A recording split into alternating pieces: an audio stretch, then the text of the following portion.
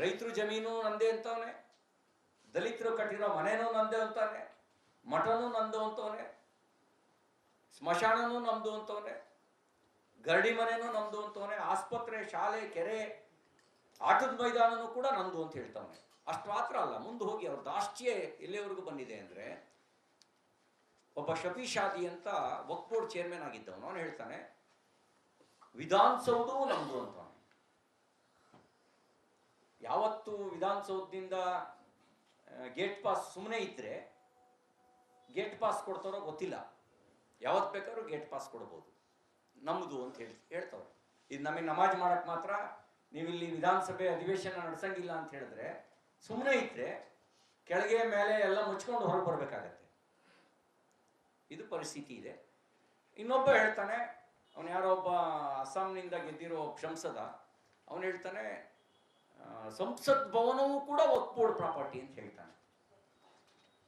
ಇದೆಲ್ಲ ಈ ದಾಷ್ಟ್ಯ ಎಲ್ಲಿಂದ ಬಂದಿದ್ದು ಅಂತ ಹೇಳಿದ್ರೆ, ಈ ದಾಷ್ಟ್ಯ ಬಂದಿದ್ದೇನೆ ಆ ಮತದ ಆಸೆಗೋಸ್ಕರ ಮತದ ಗುಲಾಮರಾಗಿ 95ರಲ್ಲಿ ಏನು ತಿದ್ದುಪಡಿ ತಂದ್ರು, 2013ರಲ್ಲಿ ತಿದ್ದುಪಡಿ ತಂದ್ರು, ಅದ್ರ ಕಾರಣದಿಂದ ಆಗಿರ್ತಕ್ಕಂಥದ್ದು.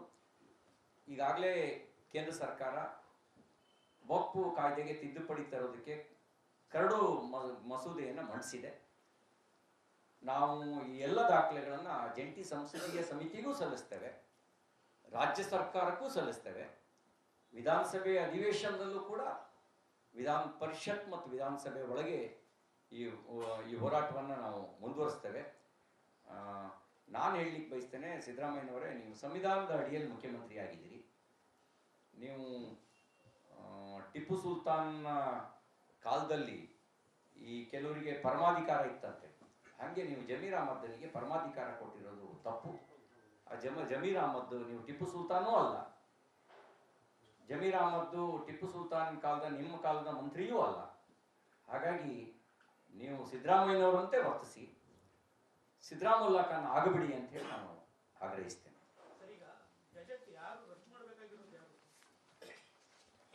ಗೆಜೆಟ್ ಆಯಾ ನೋಡಿ, ಇದು ಫಸ್ಟ್ ಅವ್ರು ಮಾಡೋದು ವಕ್ಫ್ ಬೋರ್ಡ್ ನಲ್ಲಿ ಗೆಜೆಟ್ ಮಾಡ್ಕೊಂಡಿರೋದು, ಅದನ್ನು ಸರ್ಕಾರ 73, 74 ಹೀಗೆಲ್ಲ ಅನುಮೋದಿಸಿದೆ. ಕೆಲವು ಸಂದರ್ಭಗಳಲ್ಲಿ ಏನ್ ಮಾಡಿದ್ದಾರೆ ಅಂದ್ರೆ ಬರೀ ಸರ್ವೆ ನಂಬರ್ ಮಾತ್ರ ಹಾಕಿದ್ದಾರೆ, ವಿಸ್ತೀರ್ಣ ಹಾಕಿಲ್ಲ, ಎಕ್ಸ್ಟೆಂಡ್ ಎಷ್ಟು ಅಂತ ಎಷ್ಟು ಅಂತ ಹಾಕಿಲ್ಲ, ವಿಸ್ತೀರ್ಣ ಎಷ್ಟು ಅಂತ. ಇಡೀ ಸರ್ವೆ ನಂಬರ್ ನಮ್ದು ಅಂತ ಇವ್ರು ಹೇಳ್ತಾ ಇದ್ದಾರೆ. ಈಗ ಗೆಜೆಟ್ ನೋಡಿ, ಕಾಯ್ದೆ ತಿದ್ದುಪಡಿ ಆಗ್ಬೇಕಾಗಿರೋದು ಕೇಂದ್ರದಲ್ಲಿ, ಗೆಜೆಟ್ ರದ್ದುಪಡಿಸಬೇಕಾಗಿರೋದು ರಾಜ್ಯ ಸರ್ಕಾರ. ಯಾಕೆಂದ್ರೆ ರಾಜ್ಯದಿಂದಲೇ ಗೆಜೆಟ್ ನೋಟಿಫಿಕೇಶನ್ ಆಗಿರೋದು, ಅದನ್ನು ರದ್ದುಪಡಿಸಬೇಕು. ರದ್ದುಪಡಿಸಿ ಯಾವ್ಯಾವುದನ್ನು ಅಕ್ರಮವಾಗಿ ಅವ್ರು ಕಬಳಿಸಿದ್ದಾರೆ ಎಲ್ಲದರ ಪರಿಶೀಲನೆ ಆಗಬೇಕು. ನ್ಯಾಯಯುತವಾಗಿ ದಾನ ಕೊಟ್ಟಿರೋದು ಮಾತ್ರ ಅವ್ರ ಆಸ್ತಿ.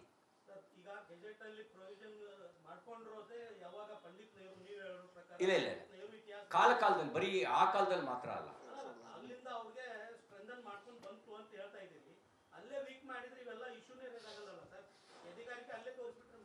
ಅಲ್ಲ, ನೀವು ಭಾರತ ವಿಭಜನೆ ಆಗದಂಗೆ ತಡಿಬೋದಿತ್ತು. ಕಾಂಗ್ರೆಸ್ ಎದೆಗಾರಿಕೆ ತೋರಿಸಿದ್ರೆ, ತೋರಿಸ್ಲಿಲ್ಲ. ನಾವು ಅದಕ್ಕೆ ಎದೆಗಾರಿಕೆ ತೋರಿಸ್ತಾ ಇದ್ದೀವಿ. ಇವತ್ತು ಎದುರಿಸಿ ನಿಲ್ತಿರುವ ಕೆಲಸ, ಇವತ್ತಿರುವ ಕೇಂದ್ರ ಸರ್ಕಾರ ಮತ ಬ್ಯಾಂಕಿನ ಗುಲಾಮ ಸರ್ಕಾರ ಅಲ್ಲ, ಮತಾಂಧತೆಗೆ ಪ್ರೋತ್ಸಾಹಿಸುವ ಸರ್ಕಾರ ಅಲ್ಲ, ದೇಶಭಕ್ತಿಯನ್ನು ಇಟ್ಕೊಂಡಿರುವಂತ ಸರ್ಕಾರ. ಮತ ಬ್ಯಾಂಕಿನ ಗುಲಾಮರಂತೆ ವರ್ತಿಸಿದ್ದು ಕಾಂಗ್ರೆಸ್ ಪಾರ್ಟಿ. ಮತ ಬ್ಯಾಂಕಿನ ಗುಲಾಮರಂತೆ ವರ್ತಿಸಿದ್ರಿಂದಲೇ ಇಂಥ ಕರಾಳ ಕಾಯ್ದೆ ಬಂದಿದ್ದು. ನಾವು ಇಂಥ ಕರಾಳ ಕಾಯ್ದೆಗೆ ತಿದ್ದುಪಡಿ ತರಲಿಕ್ಕೋಸ್ಕರನೇ ನಮ್ಮ ಎದೆಗಾರಿಕೆಯನ್ನು ತೋರಿಸಿದ್ದೇವೆ. ಅದರಿಂದಲೇ ಆರ್ಟಿಕಲ್ 370 ರದ್ದಾಯಿತು, ಅದರಿಂದಲೇ ವಕ್ಫ್ ಕಾಯ್ದೆಯು ರದ್ದಾಗುತ್ತೆ. ನಮಗಿರುವಂಥ ಎದೆಗಾರಿಕೆ ಕಾರಣಕ್ಕೆ ಮತ ಬ್ಯಾಂಕಿನ ಗುಲಾಮರಾಗಿ ವರ್ತನೆ ಮಾಡಿದ್ದು, ಮತಾಂಧತೆಗೆ ಪ್ರೋತ್ಸಾಹ ಕೊಟ್ಟಿದ್ದು ಕಾಂಗ್ರೆಸ್ ಪಾರ್ಟಿ.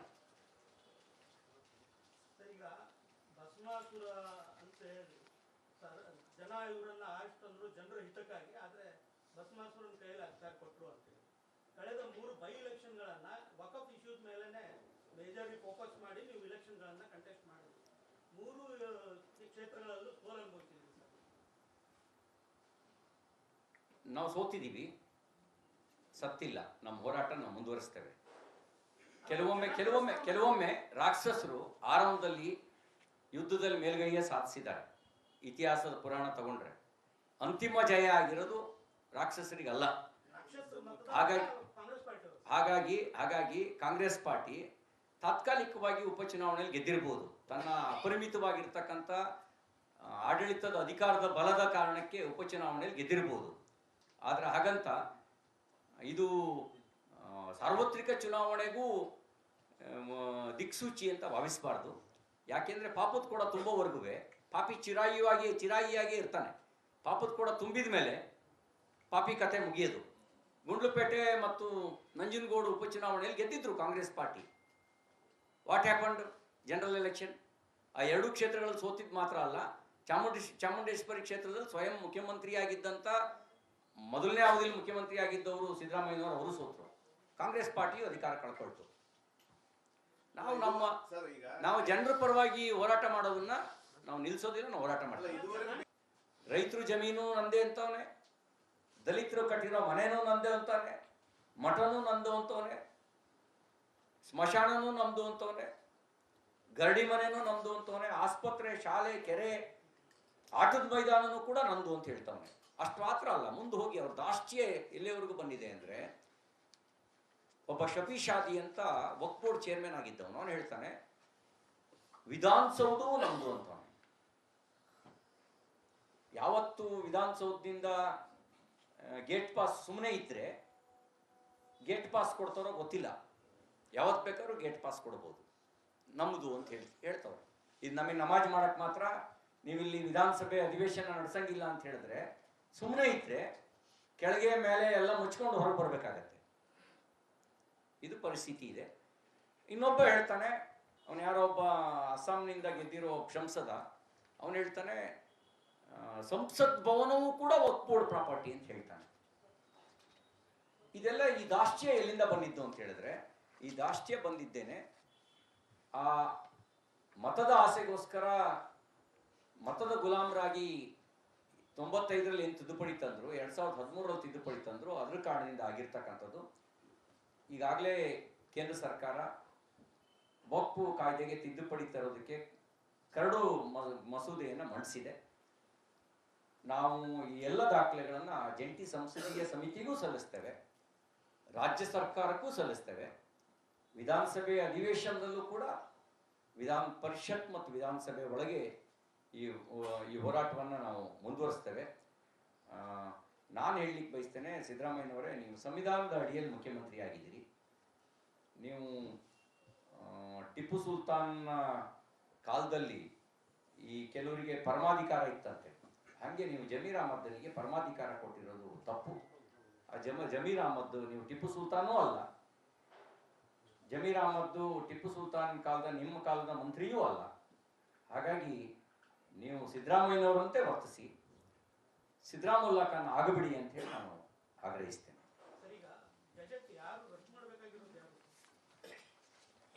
ಗೆಜೆಟ್ಟು ಆಯಾ ನೋಡಿ, ಇದು ಫಸ್ಟ್ ಅವ್ರು ಮಾಡೋದು ವಕ್ಫ್ ಬೋರ್ಡ್ನಲ್ಲಿ ಗೆಜೆಟ್ ಮಾಡ್ಕೊಂಡಿರೋದು. ಅದನ್ನು ಸರ್ಕಾರ 73, 74 ಹೀಗೆಲ್ಲ ಅನುಮೋದಿಸಿದೆ. ಕೆಲವು ಸಂದರ್ಭಗಳಲ್ಲಿ ಏನು ಮಾಡಿದ್ದಾರೆ ಅಂದರೆ, ಬರೀ ಸರ್ವೆ ನಂಬರ್ ಮಾತ್ರ ಹಾಕಿದ್ದಾರೆ, ವಿಸ್ತೀರ್ಣ ಹಾಕಿಲ್ಲ. ಎಕ್ಸ್ಟೆಂಡ್ ಎಷ್ಟು ಅಂತ ಹಾಕಿಲ್ಲ, ವಿಸ್ತೀರ್ಣ ಎಷ್ಟು ಅಂತ. ಇಡೀ ಸರ್ವೆ ನಂಬರ್ ನಮ್ದು ಅಂತ ಇವ್ರು ಹೇಳ್ತಾ ಇದ್ದಾರೆ. ಈಗ ಗೆಜೆಟ್ ನೋಡಿ, ಕಾಯ್ದೆ ತಿದ್ದುಪಡಿ ಆಗ್ಬೇಕಾಗಿರೋದು ಕೇಂದ್ರದಲ್ಲಿ, ಗೆಜೆಟ್ ರದ್ದುಪಡಿಸಬೇಕಾಗಿರೋದು ರಾಜ್ಯ ಸರ್ಕಾರ. ಯಾಕೆಂದ್ರೆ ರಾಜ್ಯದಿಂದಲೇ ಗೆಜೆಟ್ ನೋಟಿಫಿಕೇಶನ್ ಆಗಿರೋದು, ಅದನ್ನು ರದ್ದುಪಡಿಸಬೇಕು. ರದ್ದುಪಡಿಸಿ ಯಾವ್ಯಾವುದನ್ನು ಅಕ್ರಮವಾಗಿ ಅವ್ರು ಕಬಳಿಸಿದ್ದಾರೆ ಎಲ್ಲದರ ಪರಿಶೀಲನೆ ಆಗಬೇಕು. ನ್ಯಾಯಯುತವಾಗಿ ದಾನ ಕೊಟ್ಟಿರೋದು ಮಾತ್ರ ಅವ್ರ ಆಸ್ತಿ.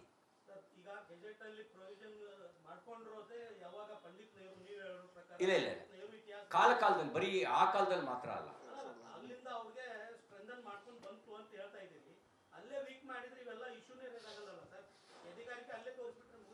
ಅಲ್ಲ, ನೀವು ಭಾರತ ವಿಭಜನೆ ಆಗದಂಗೆ ತಡಿಬೋದಿತ್ತು. ಕಾಂಗ್ರೆಸ್ ಎದೆಗಾರಿಕೆ ತೋರಿಸಿದ್ರೆ, ತೋರಿಸ್ತಿಲ್ಲ.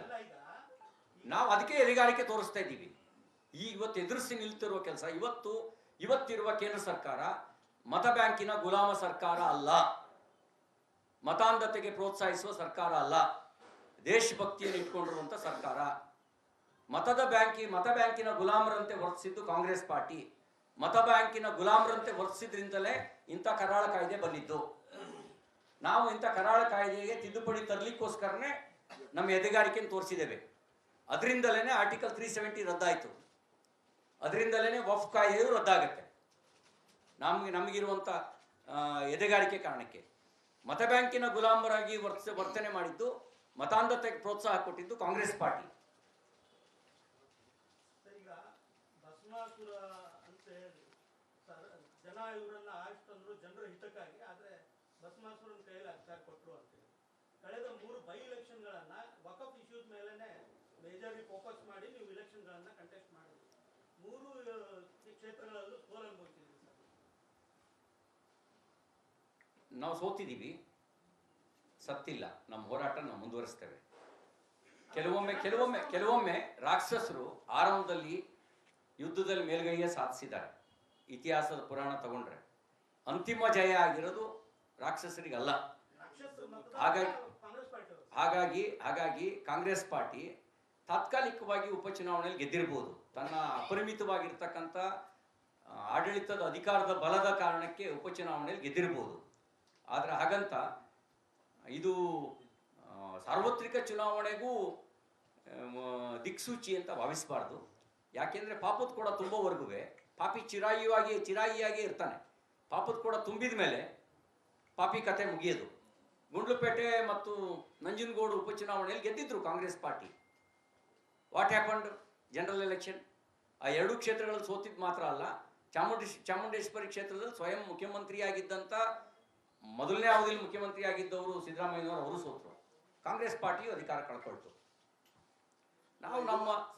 ನಾವು ಜನರ ಪರವಾಗಿ ಹೋರಾಟ ಮಾಡೋದನ್ನ ನಾವು ನಿಲ್ಲಿಸೋದಿಲ್ಲ, ನಾವು ಹೋರಾಟ ಮಾಡ್ತೀವಿ.